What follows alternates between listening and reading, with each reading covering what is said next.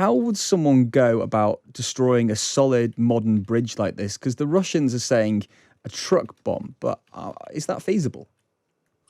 Well, there are all sorts of options here. In my military career, I was what was called an ammunition technical officer, and my sort of expertise, if you like, was in guided weapons, but also in explosives and bombs and all that sort of stuff, bomb disposal work and so on.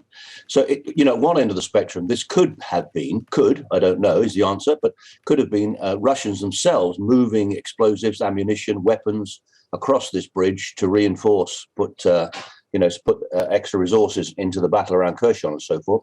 And there may have been some sort of explosion as a result of that. That's not unknown.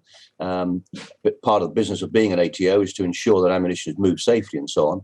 So it's possible that this was an explosion of Russian military equipment being moved by the Russians. Whatever it was a big bang, because you do not bring down a modern bridge like that easily. At the other end of the spectrum, it could have been a Ukrainian lorry that went across the bridge, but I doubt that, to be honest. And I also doubt, actually, that the Ukrainians did it. I mean, personally, I think they would have made more of this if they managed to hit this with some sort of weapon attack or so on. So the honest truth is, like most of us, I don't know what the answer is, but my instinct is it could well have been caused by the Russians moving explosives or ammunition across the bridge to reinforce. The bridge itself, how significant is it for Russia in terms of prestige and strategic importance?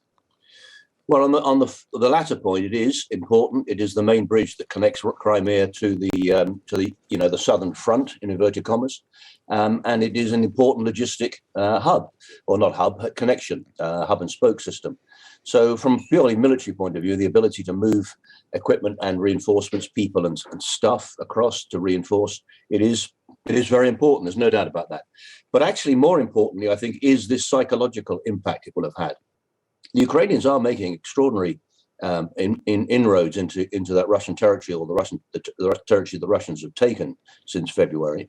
And when you're in a military situation like this, continuous reversals have an important impact psychologically and morally. We talk about the moral component of fighting power in the British Army. And it's all to do with the will to win, the preparedness to die on a battlefield. And there's absolutely no doubt the Ukrainians have got that in spades.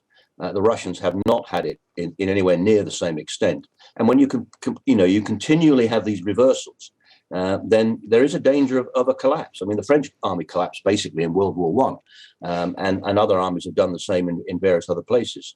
And indeed, the Germans in places like Stalingrad, in the end, the whole of the Sixth Army gave up under von Paulus. So it is not beyond the bounds of possibility that this is just yet another blow that could be the straw that breaks the camel's back in terms of the Russian military and the soldiers on the ground being prepared to fight and to put up a strong resistance. Well, how low do you think morale is actually within the Russian army at the moment? Well, I think it's pretty low. I mean, all the stories we hear, all the reports I see and hear and feedback I get is that their command and control is poor. Their NCOs, their non-commissioned officer command is very poor. The soldiers themselves, a lot of them didn't know they were going to be there in the first place. Their equipment is not good. And they are suffering, obviously, from these continual reversals. And they are being hit by this long-range weapon systems that we've been providing to Ukraine, like the multiple launch rocket systems, the HIMARS and so forth. So I don't think there's any doubt that the Russian military morale is very poor at the moment. The issue is, can somehow it be held together until the winter comes and Putin's reinforcements arrive, et cetera, But there's no doubt that they are not in a good place. It's as simple as that, really. Well, you mentioned the winter there, and we know Ukraine is aiming to take as much ground as it can. And we heard from our correspondent in Lviv this morning saying pretty much in the next 6 to 8 weeks it needs to make up that ground. But have you been surprised by how quick the progression has been going by Ukrainian forces?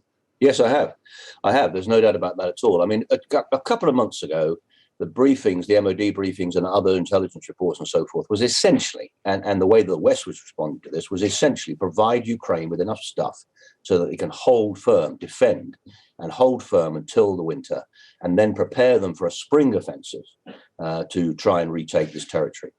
And I don't think that means they just stand still and do nothing, but there was relatively small attempts to push back against the Russians. That has been, I think nobody would dispute that has been far more successful than anybody planned, and that the spring offensive has turned into, in effect, an autumn offensive, and has been very successful.